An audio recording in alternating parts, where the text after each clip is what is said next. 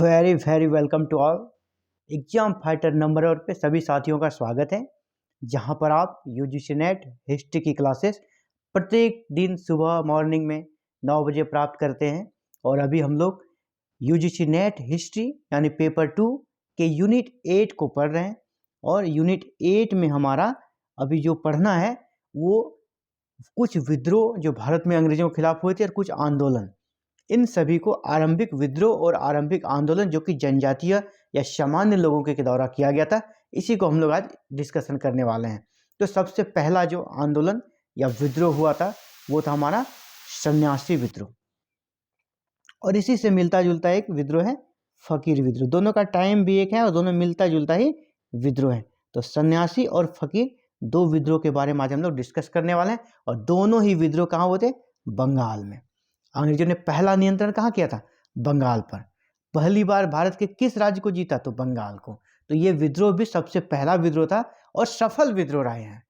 और यही दोनों विद्रोह बंगाल में हुआ था।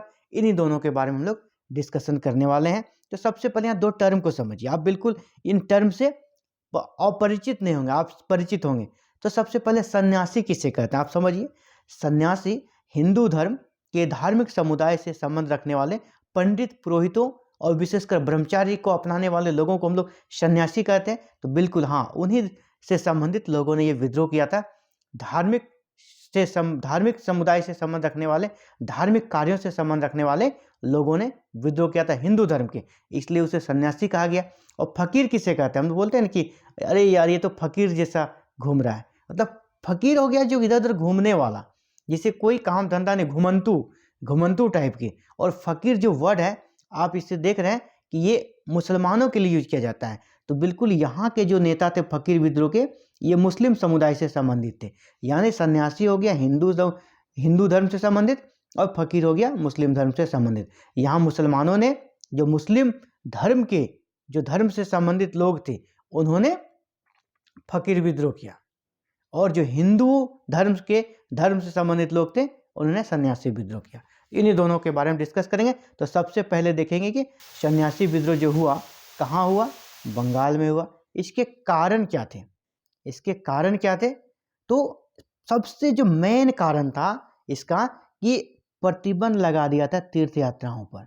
सन्यासियों को, जैसे सन्यासी होते हैं हिंदू धर्म में है कि चारों धाम हमें अपनी मृत्यु के पहले घूम के आ जाना है, इससे आपके पाप धुल जाते हैं। तो एक तरह से इनका तीर्थ यात्राओं पर ये निकलते रहते थे। तो उस पर प्रतिबंध लगा दिया था कि तीर्थ यात्रा पर नहीं जा सकते हैं, क्योंकि अंग्रेजों को डर था। अंग्रेज थोड़ा इन लोगों को शंका के दृष्टि से देखते थे, क्योंकि अंग्रेज को हम लोग जानते हैं वो एकदम क्लीन शेप, गोरा चिकना रहते हैं। और ये लोग बड़े बड़े दाढ़ी, बाल जटा वाला, सन्यासियों का कल्चर आप देखते ही हैं, कोई भस्म लगा लिया है। तो इसका लुक देख के अंग्रेजों को लगता था ये लोग कोई साजिश कर रहे हैं हम लोगों के खिलाफ।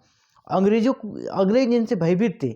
लगता था कि ये कोई तीर्थ यात्रा पे नहीं जा रहे हैं, हमारे खिलाफ कोई गेम करने जा रहे हैं, हमारे खिलाफ कोई साजिश और षड्यंत्र करने जा रहे हैं। इसीलिए कहा कि नहीं, आप लोग ठग हैं, आप लोग अच्छे लोग नहीं हैं, और आप लोग एक तरह से हमारे खिलाफ षड्यंत्र कर रहे हैं। और ये सब जो आप गोलबंदी करते हैं, ग्रुप बना के तीर्थ यात्रा पे जाते हैं, इस पर रोक लगा दिया। यानी तीर्थ यात्रा पे रोक लगा दिया गया।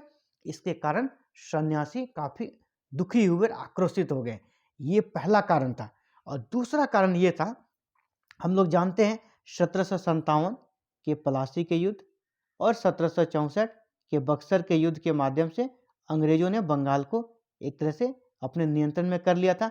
और अपने नियंत्रण में करने के बाद क्या हुआ, यहाँ के जो भी छोटे मोटे जमींदार थे, छोटे मोटे राजे रजवाड़े थे, उनसे इन सन्यासियों को अपने लिए तरह तरह के अनुदान मिलते थे, कुछ लाभ मिलते थे। कभी दान दे दिया, कुछ पैसा, कभी कपड़ा, कभी कोई अनाज। तो इनसे इनका रोजी रोटी चलता था और अच्छे से जीवन भरण चलता था। अब क्या हो गया, ये भी बंद हो गया। अब ये सब आना क्या हो गया, बंद हो गया, क्योंकि अंग्रेज तो इस पे बिलीव करते नहीं थे। अंग्रेज तो इनको शक की दृष्टि से देखते थे। और अब अंग्रेजों का नियंत्रण था बंगाल पे। तो दूसरा कि इनका जो आर्थिक जो स्रोत था, आर्थिक जो जीवन यापन का मुख्य साधन था, वो इनके हाथ से छिन गया था। तो दूसरा, इसीलिए इन्होंने विद्रोह किया। तीसरा और जो सबसे तात्कालिक कारण कहा जाता है वो था। इसी हम लोग जानते हैं कि 1770 में बंगाल में एक भयानक अकाल पड़ा था और इस अकाल में लाखों लोग भूख से मर गए। बहुत सारे सन्यासियों की भी मौत हो गई इस अकाल में। तो ये 3 मेजर कारण रहे हैं सन्यासी विद्रोह का। पहला पहला कारण तीर्थ यात्रा पर पाबंदी, दूसरा कारण उनका जो आर्थिक साधन पर चोट, और तीसरा था बंगाल का भयानक अकाल 1770 का। इसलिए ये विद्रोह हुआ। हम लोग कारण देख लिए। अब देखते हैं कि इसका किस प्रकार इसका विस्तार हुआ, किन किन क्षेत्रों में इनका फैलाव हुआ, इन सारी चीज़ों को हम लोग देखने वाले हैं अब। तो सबसे पहली बार इसका जो आरंभ होता है वो है 1770 में। 1770 में ये आरंभ हुआ और छिटपुट तरीके से, हालांकि वारेन हेस्टिंग्स ने इसे पुरजोर तरीके से इसका दमन किया, लेकिन छुटपुट तरीके से ये 1820 तक चलता रहा। आरंभ कब हुआ? 1770, और लगभग खत्म कब हुआ? 1820। कहीं कि आपको 1800 भी मिलेगा, तो अगर 1820 नहीं रहे तो 1800 को भी आप मार सकते हैं, बहुत जगह 1800 भी रहेगा, क्योंकि इसके बाद इसका कोई बहुत मेजर घटना नहीं होता। लेकिन हाँ, सन्यासियों ने छिटपुट तरीके से गुरिल्ला पद्धति जिसको कहते हैं, सेल्फ तरीके से एक व्यक्ति या कोई उन्होंने कुछ कर दिया तो घटना का कार्यकाल बढ़ते जाता है। इसी प्रकार लास्ट 1820 और स्टार्टिंग 1770। इस सन्यासी विद्रोह का इतना फेमस क्यों हो गया? क्योंकि बहुत ही महत्वपूर्ण, हम लोग जानते हैं उपन्यासकार बंकिम चंद्र चटर्जी, जो कि हमारे वंदे मातरम के रचनाकार है। और उन्होंने बंकिम चंद्र चटर्जी ने अपने उपन्यास आनंद मठ में सन्यासी विद्रोह को स्थान दिया था और इसके बारे में, इनकी घटनाओं के बारे में काफ़ी कुछ लिखा है। इसीलिए यह विद्रोह काफ़ी फेमस हो गया। और कब लिखा? 1882 में इस विद्रोह के बारे में लिखा। हम लोग यहाँ पे आपको ये भी रिकॉल करा दें, आनंद मठ में ही हमारा राष्ट्रीय गीत वंदे मातरम आनंद मठ से ही ली गई है, जो कि बंकिम चंद्र द्वारा लिखी गई है। सन्यासी विद्रोह के जो कारण थे हम लोग यहाँ पे देख ही चुके हैं। तीर्थ यात्रा पर प्रतिबंध लगा दिया गया था, इसीलिए सबसे मेन कारण, सबसे एक नंबर का कारण यही था, तीर्थ यात्राओं पर पाबंदी। इसमें कौन कौन से वर्ग ने भाग लिया? तो इसे हम लोग देखते हैं। किसान, इसमें किसानों ने भाग लिया, शिल्पकारों ने भाग लिया, और सन्यासियों तो थे ही।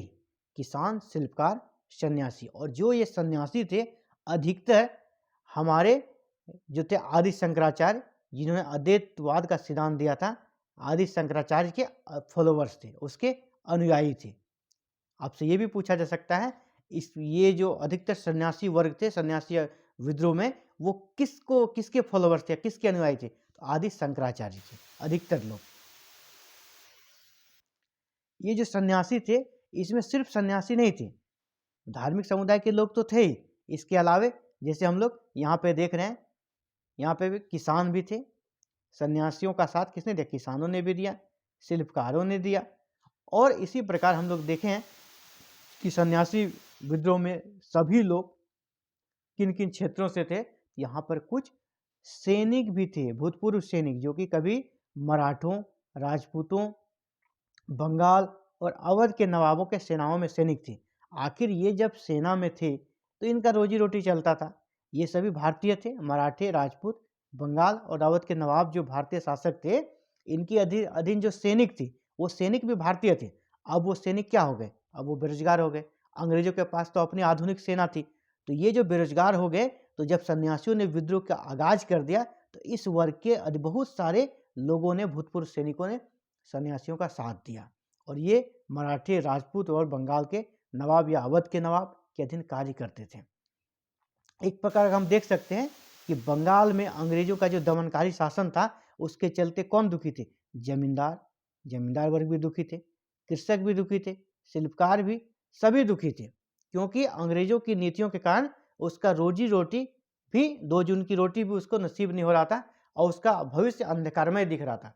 उनकी स्थिति दिन प्रतिदिन बद से बदतर होती जा रही थी। इसीलिए ये सभी वर्गों ने एक तरह से हिडन तरीके से, अप्रत्यक्ष तरीके से, और कुछ ने तो प्रत्यक्ष तरीके से सन्यासियों का साथ दिया, और सन्यासी विद्रोह को देखते हैं किस प्रकार उन्हें सफल बनाया। अब सन्यासियों ने क्या करना प्रारंभ कर दिया? जो धन तो चाहिए, किसी भी आंदोलन के लिए धन चाहिए, उन्होंने धन प्राप्ति के लिए क्या करना प्रारंभ कर दिया, जो अंग्रेजी खजाने थे उसको लूटना प्रारंभ कर दिया। उसकी जो फैक्ट्रियां थी और कोठियां थी वहां भी लूटपाट की और बहुत सारे को जला दिया गया।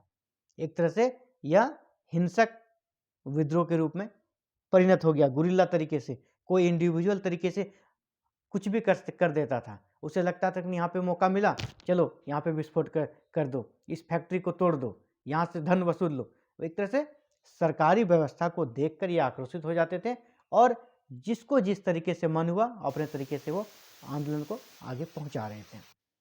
और इस विद्रोह को दमन करने में तत्कालीन जो गवर्नर जनरल थे बंगाल के, वॉरेन हेस्टिंग ने इस विद्रोह को दबाने के लिए कठोर कदम उठाए और काफी सन्यासियों को जेल के अंदर डाल दिया गया और हर तरीके का इन्होंने उपाय किया। एक तरह से सन्यासियों का दमन करना प्रारंभ कर दिया और इस प्रकार देखते हैं कि 1820 तक आते आते यह विद्रोह समाप्त हो जाता है, दमन कर दिया जाता है, क्लैश कर दिया जाता है। अब इस विद्रोह के प्रमुख खासियत और प्रमुख नेता क्या क्या थे, इससे आपको प्रश्न आते हैं। इस संघर्ष की सबसे बड़ी खासियत थी हिंदू और मुसलमान ने मिलकर किया। हिंदू और मुसलमानों ने मिलकर किया।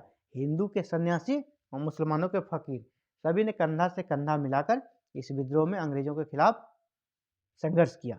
इस विद्रोह के अगर सबसे प्रमुख नेताओं के नाम में गिने हम लोग तो केना सरकार, दर्जी नारायण, मंजर शाह, देवी चौधरानी, मूसा शाह और भवानी पाठक प्रमुख थे।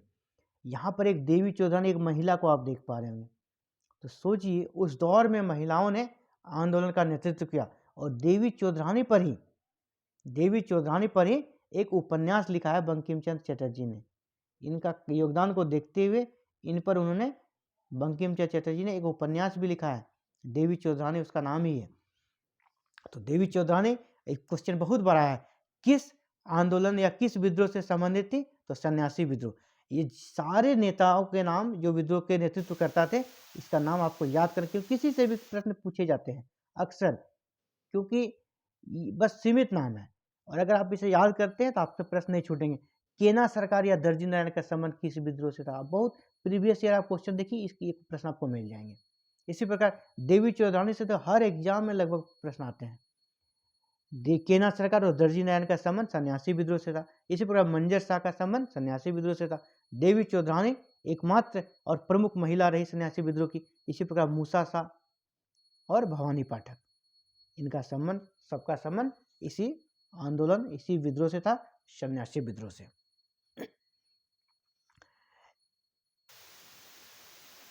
अंग्रेजों ने इसे अंततः 1820 तक दमन कर दिया गया, लेकिन हम यहाँ पे 1880 देख रहे हैं इसीलिए क्योंकि आनंद मठ की में जो लिखी गई है सन्यासी विद्रोह के बारे में, वो घटना 1882 की। अब 1882 में सन्यासी विद्रोह के बारे में लिखी गई है आनंद मठ में, बंकिम चंद्र चटर्जी के उपन्यास में।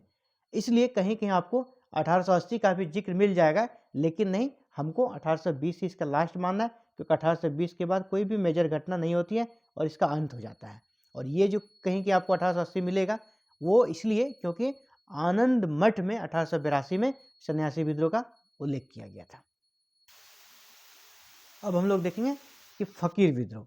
फकीर विद्रोह को देखने से पहले हम लोग इसमें क्या क्या सन्यासी विद्रोह में प्रश्न बन सकते हैं, इसको एक बार हम लोग डिस्कस कर लेते हैं। सबसे पहला आपसे प्रश्न पूछा जाएगा, सन्यासी विद्रोह कहाँ हुआ था? ऑब्जेक्टिव प्रश्न जो आपको आ सकते हैं, इसका डिस्कशन करते हैं। सबसे पहले भारत में सन्यासी विद्रोह जो हुआ था कहाँ हुआ था? तो बंगाल में हुआ था। कब हुआ था? 1770 में हुआ था।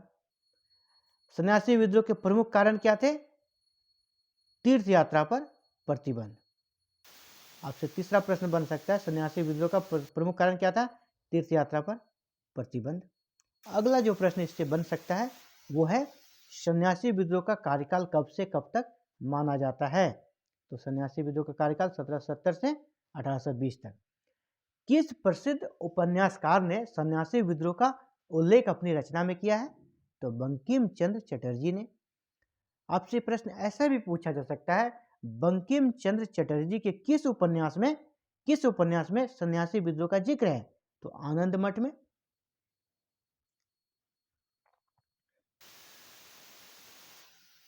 सन्यासी विद्रोह में जो लोग शामिल थे वो समाज के किन वर्गों से संबंध रखते थे? आपको बहुत सारे ऑप्शन इसमें दिया जाएगा। इसमें आपको इसलिए कौन कौन लोग थे याद रखना पड़ेगा। किसान, शिल्पकार और सन्यासी। किसान, शिल्पकार और सन्यासी। और जो जमींदार वर्ग थे, भारतीय जमींदार, वो अप्रत्यक्ष तरीके से इसे कहते हैं ना कि फंडिंग करते थे, पैसा देते थे। तो ये मुख्य वर्ग तीन थे, किसान, शिल्पकार और सन्यासी। सन्यासी विद्रोह में भाग लेने वाले सन्यासी किस आदि जो कह सकते हैं कि हिंदू धर्म के महापुरुष के अनुयायी थे? तो वो शंकराचार्य के अनुयायी थे, शंकराचार्य। अगला जिससे प्रश्न बन सकते हैं वो है सन्यासी विद्रोह को दमन करने में किस अंग्रेज गवर्नर ने सबसे प्रमुख भूमिका निभाई? तो वारन हेस्टिंग्स, क्योंकि उसमें गवर्नर जनरल वारन हेस्टिंग्स ही थे, तो इसका ही तो रोल रहेगा, तो वारन हेस्टिंग्स। अब इसमें है कि जो प्रमुख नेता थे इससे संबंधित क्या क्या प्रश्न बन सकते हैं, इसे हम लोग देखते हैं। आपसे यहाँ पे डायरेक्ट ऐसा प्रश्न पूछा जाता है कि किसी भी एक नेता का नाम दे दिया जाएगा, चाहे वो केना सरकार हो, दर्जी नारायण हो, मंजर शाह हो, देवी चौधरानी हो, मूसा शाह हो या भवानी पाठक। आपसे पूछा जाएगा, मान लीजिए केना सरकार का संबंध किस विद्रोह से था? तो सन्यासी विद्रोह। या दर्जी नारायण का संबंध किस विद्रोह से था? मंजर शाह का संबंध किस विद्रोह से था? देवी चौधरानी का किससे था? और मूसा शाह और भवानी पाठक का संबंध किस विद्रोह से था? एक एक करके यहाँ से 1 2 3 4 5 और 6 प्रश्न बन सकते हैं, इसलिए आपको 6 ही नाम है, इसे आपको याद रखना चाहिए। और सबसे ज़्यादा इंपॉर्टेंट है देवी चौधरानी। और देवी चौधरानी से अलग प्रश्न बन सकता है, सन्यासी विद्रोह में भाग लेने वाली एकमात्र महिला नेतृत्वकर्ता, तो देवी चौधरानी। सन्यासी विद्रोह में भाग लेने वाला एकमात्र महिला तो देवी चौधरानी। और देवी चौधरानी पर एक उपन्यास लिखा गया है बंकिम चंद्र चटर्जी के द्वारा। वो उपन्यास का नाम क्या है? आनंद मठ। तो आपसे इस प्रकार के प्रश्न बन सकते हैं इस सेक्शन से। इसी प्रकार हम लोग देखेंगे फकीर विद्रोह, ये भी बंगाल में हुआ था, फकीर रिबेलियन बंगाल। तो फकीर होते क्या है? इसका नाम से स्पष्ट, हम लोग यूज भी करते हैं किसी के लिए जो को अगर इधर उधर घूमते रहता है तो लोग नहीं बोलता अरे फकीर जैसा घूमते रहता है। तो फकीर हो गया घूमने वाले लोग, एक तरह से घुमंतु लोग। और ये मुस्लिम धर्म से संबंधित जो फकीर होते थे, जो कि अपना घूम कर या इधर उधर मांग कर जीवन यापन करते थे, चाहे वो किसी शासक के यहाँ चले जाते थे, किसी जमींदार के यहाँ चले जाते थे, उसी से उसका भरण पोषण चलता था। और ये धार्मिक लोग होते थे, किस धर्म के? मुसलमान धर्म के, इस्लाम धर्म के। ठीक है। फकीर विद्रोह या इसको फकीर आंदोलन भी कहा जाता है, यह भी उसी दौर में इसका भी आरंभ देखा जाए तो 1776 से आरंभ होता है। 1776 से ये भी आरंभ हो जाता है। एक तरह से सन्यासी विद्रोह के पैरेलल और साथ साथ ही चलता है, क्योंकि अधिकतर जो नेता हैं हम लोग देखेंगे नेतृत्व करता है, दोनों के कॉमन है दोनों में, वो सन्यासी विद्रोह का भी नेतृत्व कर रहे हैं और फकीर विद्रोह का भी। तो ये आरंभ होता है 1776 में। कहाँ पर? बंगाल में। मुस्लिम धर्म से संबंधित लोग थे। इस विद्रोह का जो सबसे पहला नेतृत्व करता थे, जिन्होंने इस विद्रोह को आरंभ किया, वो थे मजनू शाह। मजनू शाह ने इसे आरंभ किया। और ये जो फकीर थे क्या होते थे, पहले भी कह चुके, घुमंतु मुसलमानों का एक समूह था, जो घूम घाम कर लोगों से मांग कर, चाहे वो राजा हो जमींदार हो, उनसे मांग कर अपना जीवन यापन करते थे और धर्म से संबंध रखते थे, इस्लाम धर्म से। तो इसका नेतृत्व करता मजनू शाह। और ये सभी जो इस वर्ग में शामिल थे फकीर आंदोलन में, अधिकतर घुमंतु मुसलमान हुआ करते थे। इस विद्रोह का भी कारण वही रहा है जो कि सन्यासी विद्रोह का कारण रहा। सन्यासी विद्रोह का कारण था जैसे कि उनका जो आय का मेन स्रोत है, सन्यासियों के जो आय का मुख्य स्रोत था कि जमींदार से मिलता था, राजा से मिलता था, वो बंद हो गया। उसी प्रकार इनका भी वो बंद हो गया था, क्योंकि इनके भी जो शासक हुआ करते थे या इनके जो जमींदार हुआ करते थे, अब उन्होंने इसे धन देना बंद कर दिया या धन देने में वो असफल रहे, क्योंकि अब उनका शासन रहा नहीं, अंग्रेजों का शासन आ गया और अंग्रेज इन लोगों पे बिलीव करते नहीं थे। इसीलिए इसका भी जो मुख्य कारण था वो था आर्थिक। इनका जो आय का स्रोत था आय का स्रोत पे पाबंदी लग गई थी, इसीलिए फकीरों ने विद्रोह किया था और सन्यासियों से संबंधित ही इसका भी मामला था। ब्रिटिश राज्य में बंगाल के विलय के उपरांत 1776-77 में मजमून शाह या कहीं के मजनू शाह मिले, दोनों एक ही है, मजमून शाह के नेतृत्व में फकीरों ने अंग्रेज शासन की उपेक्षा करते हुए स्थानीय जमींदार और किसानों से धन वसूला। अब क्या हो गया कि जिसे अंग्रेजों ने, हम लोग जानते हैं 1757 के पलासी के बाद और इलाहाबाद की संधि जो होती है 1765 में, अंग्रेज क्या करते हैं, अपने अधिकारी नियुक्त करते हैं और वो अधिकारी कौन होते, भारतीय होते थे। वही भारतीय जो जैसे कि राजा सिताब राय, उन्होंने धन वसूलना प्रारंभ कर दिया। इन अधिकारियों के माध्यम से इन्होंने किसानों से धन वसूलना प्रारंभ कर दिया, चाहे जो जमींदार थे उससे वसूलना प्रारंभ कर दिया। तो इन लोगों ने, फकीरों ने क्या किया, इनका विरोध किया, यही इन्हीं फकीरों ने। और अब ये जो जमींदार थे और जो किसान थे, इससे इन्होंने धन वसूलना प्रारंभ कर दिया। कहा कि नहीं, हम लोग धन वसूलेंगे, और एक तरह से अंग्रेजों का उपेक्षा किया।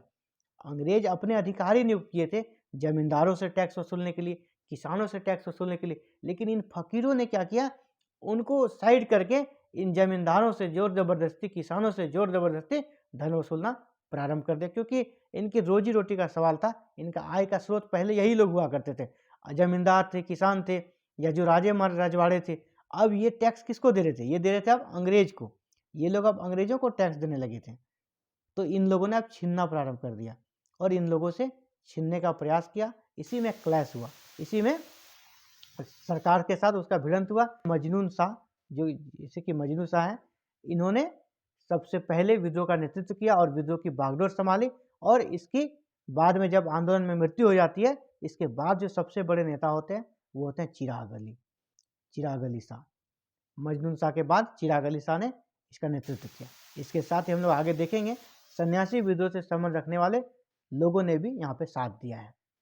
ये लोग भी पहले के भारतीय जो शासक थे, चाहे वो राजपूत हो, पठान हो, या के सेना में भूतपूर्व सैनिक के रूप में कार्य करते थे।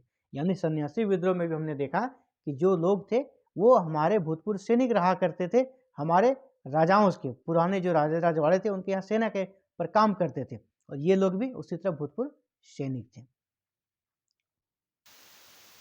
यहाँ भी भवानी पाठक और देवी चौधरानी प्रमुख नेता बनी। यहाँ भी नेतृत्व करने में भवानी पाठक और महिला में देवी चौधरानी ने महत्वपूर्ण भूमिका निभाई। और इन दोनों का हम लोग कहाँ पे भी जिक्र कर चुके हैं, सन्यासी विद्रोह में। यानी यहाँ पे लीडर भी कॉमन है, बस है कि अलग अलग धर्म है, लेकिन दोनों का जो मुख्य मांग है और दोनों की जो समस्या है सेम है। बस है कि वो हिंदू धर्म में हुआ, ये मुसलमानों के द्वारा किया गया। और देखिए कुछ हिंदुओं ने भी, खासकर भवानी पाठक, देवी चौधरानी ने भी यहाँ पर महत्वपूर्ण भूमिका निभाई। इसीलिए इस विद्रोह को एक तरह देखा जाता है, हिंदू और मुसलमानों ने जो मिलकर विद्रोह किया, ऐसा इतिहास में बहुत कम देखा गया है। आगे हम लोग देखेंगे। और ये यूनिक फीचर्स था इस आंदोलन का। हिंदू और मुसलमानों ने कंधा से कंधा मिलाकर अंग्रेजों का सामना किया और ये सफल भी रहे, क्योंकि बाद में देखेंगे इनकी मांगों को मान लिया सरकार ने। तो वही कालांतर में इन्होंने हिंसक रूप ले लिया। जिस प्रकार सन्यासी विद्रोह भी हिंसक हो गए थे, ये भी हिंसक हो गए। अंग्रेजों से इनका अधिकतर झड़प होने लगा और इसी क्रम में वारेन हेस्टिंग्स के काल में ही इसे कठोरता से दमन कर दिया गया। यहाँ भी जो जिन्होंने दमन किया वो वारेन हेस्टिंग्स ही थे, जो तत्कालीन बंगाल के गवर्नर जनरल थे। तो ये हम लोग देख रहे थे फकीर विद्रोह और सन्यासी विद्रोह। अब देखते हैं कि फकीर विद्रोह से क्या क्या प्रश्न बन सकते हैं जो आपके एग्जाम के दृष्टिकोण से महत्वपूर्ण है। सबसे पहला आपसे पूछा जाएगा, फकीर विद्रोह भारत के किस क्षेत्र में हुआ था? तो बंगाल में। फकीर विद्रोह कब आरंभ हुआ? 1776 में। फकीर विद्रोह के सबसे प्रमुख नेता कौन थे? मजनून शाह या मजनू शाह, दोनों नाम ले, कहीं मजनून शाह कहीं मजनू शाह। आपसे ये पूछा जाएगा चिराग अली शाह का संबंध किस विद्रोह से था या किस आंदोलन से था? चिराग अली, तो मजनून शाह के बाद चिराग अली ही नेता थे, तो फकीर आंदोलन। चिराग अली का संबंध किस आंदोलन से था? तो फकीर आंदोलन। पूछा जाएगा किन दो हिंदू नेताओं ने फकीर विद्रोह में महत्वपूर्ण भूमिका निभाई? तो भवानी पाठक और देवी चौधरानी। किस गवर्नर जनरल ने फकीर विद्रोह का दमन कर दिया? तो वारेन हेस्टिंग्स, यहाँ भी। तो अभी हम लोग देख रहे थे आपका सन्यासी विद्रोह और फकीर विद्रोह। उम्मीद करता हूँ यह वीडियो आपके लिए काफ़ी फायदेमंद रहेगा। तो आप इसी तरह प्रत्येक दिन अपने यूजीसी नेट, जेआरएफ, हिस्ट्री की क्लासेस, पेपर 2 की क्लासेस प्राप्त करना चाहते हैं तो प्लीज़ हमारे इस चैनल को, एग्जाम फाइटर नंबर 1 को अभी के अभी लाइक करें और सब्सक्राइब करें, ताकि प्रत्येक दिन 9 AM प्रातः 9 बजे 9 AM को आपको वीडियो का नोटिफिकेशन मिल जाए और आप इसे नियमित रूप से पढ़ सकें, तैयारी कर सकें और नेट ने जेआरएफ प्राप्त कर सकें।